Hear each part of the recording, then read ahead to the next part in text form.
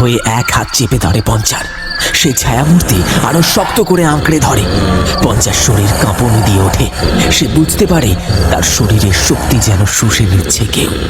তার চোখ বিস্ফারিত হয়, আর সে চিৎকার করার চেষ্টা করেও কোনো শব্দ করতে পারে না।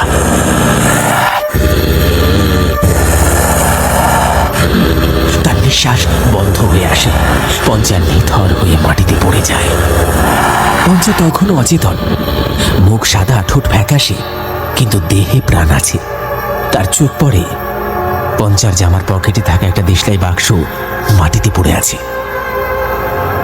পচা হাত বাড়িয়ে তুলে নেয় দেশলাইটা। এক মুহূর্তে যেন মনে পড়ে যায়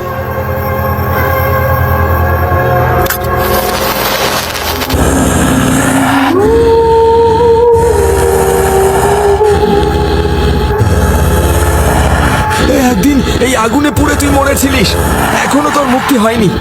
আজ তোকে আবার পুড়িয়ে মারবো। মরিয়া হয়ে একটা কাঠি জ্বালিয়ে সেই জ্বলন্ত দেশলাই কাঠিটা সে পিশাচের দিকে ছুঁড়ে দিল।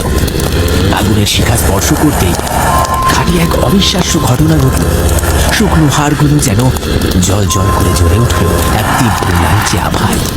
পচা দেখতে পেল সেই পিশাচের পোড়া কঙ্কাল দ্রুত দাউ দাউ করে পুড়তে শুরু করেছে। বিকট এক আর্তনাদ করে মূর্তিটা ছাই হয়ে মাটিতে মিশে গেল।